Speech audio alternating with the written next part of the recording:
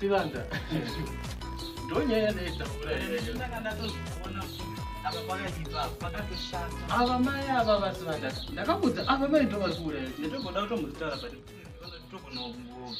Kana iwewe dai wakatotaura because inini samufundisi ndakamirira kuti imimi mutiudze mega imi handidi mune magara pasi nevanhu. Mufundisi ndosaka ndatouya nhasi kutoti timboidziye nyaya ine mutoti ava mai ava watogona mudhikoni todini mai ndo yatoita nyoka mujeje. Mufundisi ava mai vada kumitiswa chete Matopedza ava mai vandakatovaona kubva kare kuti vada kumitiswa. ndaitoti ndindega ndozvifunga. Musoro wavo wakakura ameno wakazara mvura.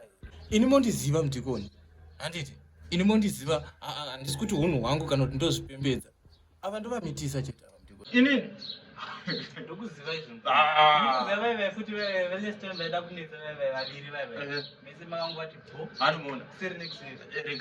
rega nditaimire iyi vanoda kumitiswa kutaurisa kwese uko ndoona kuchipera. Hapana. Watopedza Benzi zvaenda.